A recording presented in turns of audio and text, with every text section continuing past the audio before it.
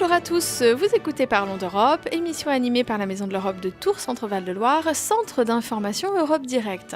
Notre thématique aujourd'hui sera le multilinguisme en Europe avec Monsieur Claude Olivieri, consultant international et spécialiste des relations culturelles internationales et du multilinguisme, qui nous parlera donc de cette thématique. Bonjour Monsieur Olivieri. Bonjour. Merci beaucoup d'être avec nous aujourd'hui. Je vous en prie. Alors, est-ce que dans un premier temps, vous pourriez nous dire ce qu'est le multilinguisme, s'il vous plaît ? Bien, c'est pas si facile que ça, parce qu'effectivement, multilinguisme ou plurilinguisme, on hésite souvent entre ces deux termes, qui de toutes les façons s'opposent à l'autre idée, celle d'unilinguisme ou de monolinguisme. En fait, il faut bien distinguer entre ce qui est de la décision des États, qui sont seuls libres de dire dans quelle langue ils veulent communiquer, et puis les usages des particuliers. Et ces décisions des États, parfois elles sont inscrites dans la Constitution, parfois elles ne le sont pas. Si on prend le cas de la France, ça a été inscrit très récemment. Si on prend le cas de l'Italie, par exemple, ça ne figure pas du tout dans la Constitution. Donc chacun fait un petit peu comme il l'entend. Et ça varie selon les contextes politiques, bien entendu. En Espagne, au sortir de la centralisation, de l'hypercentralisation de l'époque franquiste, eh bien, on a eu envie d'ouvrir à une certaine forme de pluralisme linguistique et culturel, et on avait eu un système avec une langue officielle unique, le castillan, et puis la possibilité donnée aux régions, aux généralités, de s'organiser comme elles l'entendaient, et d'avoir ainsi des langues officielles et des langues co-officielles qui pouvaient cohabiter. Et donc, on est donc dans le cas de multilinguisme. Dans quel cas exactement ? Alors, prenons le cas des différents pays d'Europe. Nous avons un pays comme la France dont on serait tenté de dire que c'est un pays unilingue puisqu'il ne reconnaît que le français comme langue de la République. Vous avez des pays qui sont bilingues. On pense par exemple à la Finlande, qui a le finnois et le suédois.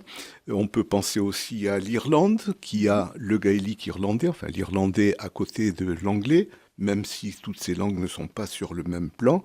Et on a le cas auquel on ne pense pas très souvent, de Chypre, par exemple, qui a le grec et le turc comme langue officielle.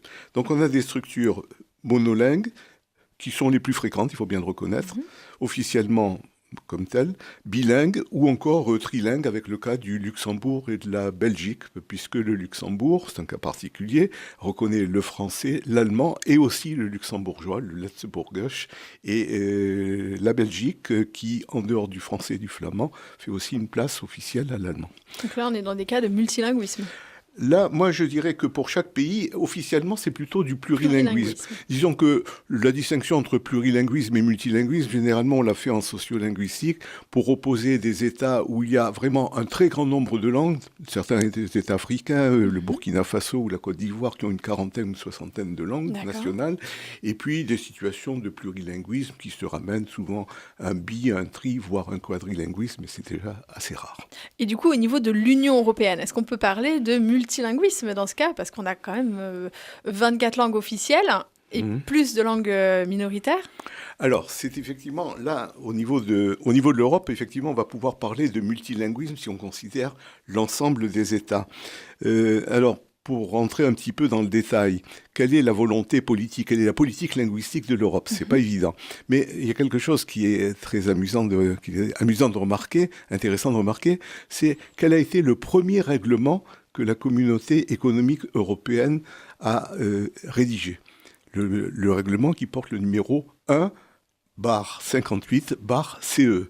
Eh bien, c'est un règlement sur les langues. C'est tout à fait normal quand on se constitue en entité, dans quelle langue va-t-on fonctionner. Et là, on a établi d'emblée le principe de l'égalité de toutes les langues de l'Europe et la liberté d'accessibilité dans chacune de ces langues. Donc, à ce moment-là, avec l'Europe des 6, il n'y avait que 4 langues. Le français, l'allemand, le néerlandais et l'italien.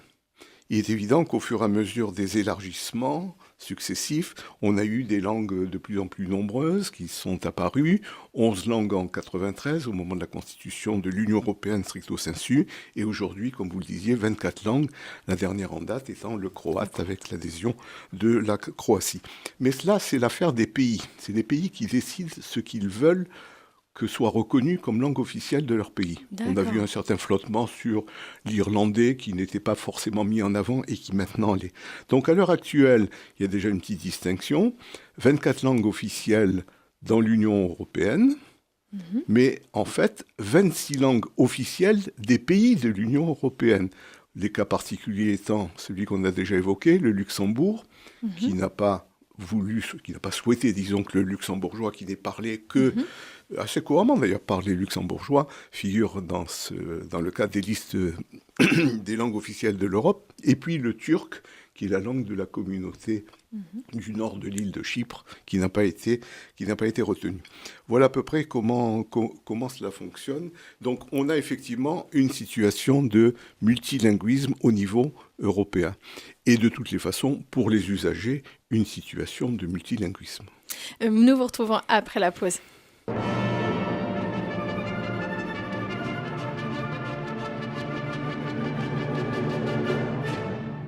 À 13h15 sur RCF, vous avez rendez-vous avec l'histoire.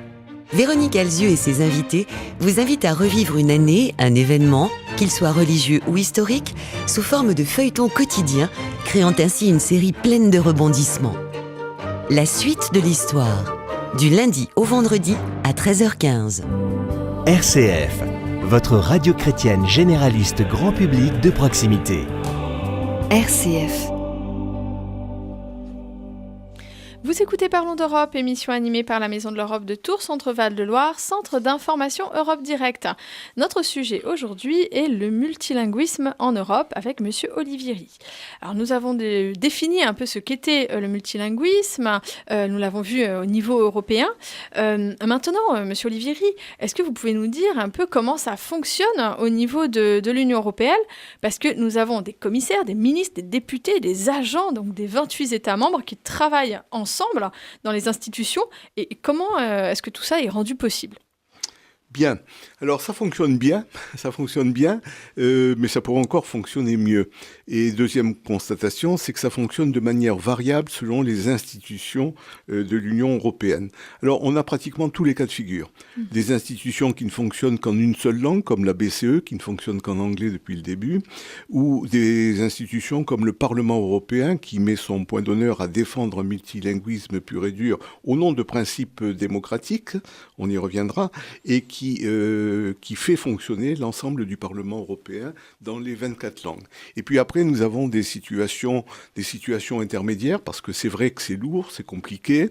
Donc, par exemple, à la Commission européenne, on fonctionne plutôt en français, en anglais et en allemand. Mais ce sont des langues procédurales, des langues de travail. Ça n'enlève rien au statut officiel. Si vous prenez la Cour des comptes, par exemple, les documents sont dans les langues d'origine, mais les langues de travail, c'est principalement d'abord le français, ensuite l'anglais, ensuite l'allemand. Et si on va, j'ai laissé le meilleur pour la fin, vers la Cour européenne de justice, eh bien tous les délibérés sont en français, mais bien entendu, les décisions, les actes et les arrêts sont rendus dans la version du cas, c'est-à-dire dans la langue du demandeur ou de la personne concernée. Voilà un peu comment cela fonctionne. Mais bien sûr, c'est lourd et c'est assez compliqué. Pensez qu'au Parlement européen, pourquoi est-ce qu'on a établi cette règle de fonctionner dans toutes les langues? Eh bien, c'est que n'importe quel citoyen de l'Europe peut devenir député européen. On ne va pas lui demander de passer un examen de langue pour s'exprimer. Donc, chacun a le droit de s'exprimer dans sa langue, ce qui donne effectivement des jeux de combinaison pour les traductions particulièrement compliqués, puisqu'avec 24 langues, vous voyez, 24 langues multipliées par 23 locuteurs, ça fait, si je calcule bien, 552 combinaisons qu'il faut instituer au niveau des cabines d'interprétation. C'est très lourd, mais c'est le prix de la démocratie. Et justement, ça a un coût peut-être, cette traduction et ces interprétations? Bien sûr, c'est un coût, bien que ce coût soit assez difficile à évaluer. Mais enfin, en gros, on dit que pour la commission, il y a pratiquement le tiers de la matière grise des frais de fonctionnement qui sont utilisés pour les traductions. Et ensuite, selon les institutions, vous comprenez bien que ça peut varier considérablement, aller jusqu'à 80% pour la cour de justice. Alors, les instruments, j'ai pas répondu à votre question. Les instruments qu'on a, c'est qu'il y a deux gros instruments, le service d'interprétation des conférences et la direction générale de la traduction. Le service d'interprétation, c'est le bateau amiral en quelque sorte de l'ensemble, et c'est le plus grand service d'interprétation du monde, avec 541 interprètes qui travaillent en partie pour la commission, pour le conseil, enfin pour les différentes institutions. Le quart, en gros, des hauts fonctionnaires de la commission sont traducteurs ou interprètes, et on compte pour chaque langue ou chaque service 30 interprètes et 50 traducteurs par langue supplémentaire à traiter. Du travail en perspective dans ce domaine-là. Il y a du travail, effectivement, et peut-être quelque chose qu'il faut aussi rappeler à nos auditeurs, c'est que les fonctionnaires qui sont recrutés sur des concours, bien entendu, ont des compétences linguistiques à démontrer et qui jouent forcément, eux sont plurilingues déjà par définition. Et justement, peut-être un petit mot pour les citoyens, concrètement, d'avoir ce multilinguisme au niveau européen. Qu'est-ce que ça change ? Qu'est-ce que ça change pour le citoyen ? Eh bien, d'abord, chaque citoyen européen est libre d'utiliser la langue de son choix, sa langue maternelle ou une autre s'il préfère, pour communiquer avec des instances européennes, et il est en droit d'obtenir une réponse dans cette langue-là. Autrement dit, c'est toujours le principe, il faut que l'instance de référence, l'État ou la structure, la communauté, soit plurilingue pour permettre aux citoyens d'être monolingues s'ils le désirent. Donc, accessibilité aussi à tous les règlements, décisions. Imaginez la réaction d'un citoyen français à qui on dirait demain vous avez commis une infraction, et on lui opposerait un texte rédigé uniquement en danois. Effectivement, un peu compliqué à comprendre. C'est assez compliqué. Donc, les arrêts doivent être rendus dans la langue de la version du cas. Ça, c'est important. Après, à chaque citoyen, de se débrouiller pour gérer cette situation. La position qui est recommandée généralement par le Conseil par l'Europe, c'est de généraliser l'apprentissage de deux langues vivantes étrangères, en plus de sa langue maternelle, dans les systèmes éducatifs. Et moi, si je devais ajouter un peu un conseil, je dirais, essayons peut-être de diversifier aussi nos compétences linguistiques. En Europe, on a différentes familles de langues. Certaines se ressemblent à l'intérieur de la famille, d'autres sont plus éloignées. Eh bien, si on varie justement les différentes familles de langues, on peut avoir des capacités d'intercompréhension qui vont faciliter la vie. Je peux citer un exemple rapidement. Très rapidement. Une fois j'étais en mission à Helsinki, en Finlande. Je regardais les journaux qui étaient sur la table. Les uns étaient écrits en finnois, les autres en suédois. Le suédois, a priori, c'est pas une langue vers laquelle on se sent particulièrement à l'aise. Eh bien, en comparant les deux, évidemment, dans la version suédoise, j'arrivais à faire des hypothèses de sens sur les articles, ce qui n'était pas du tout le cas du finnois, qui est une langue finno-ugrienne qui appartient même pas au groupe indo-européen. Voilà, à une catégorie complètement différente. Bien, nous devons devenir donc nous-mêmes plurilingues pour nous dépatouiller pas mal en Europe. Merci beaucoup, monsieur Olivier Rie. C'était Parlons d'Europe, émission animée par la Maison de l'Europe de Tours, Centre Val de Loire, Centre d'information Europe Direct.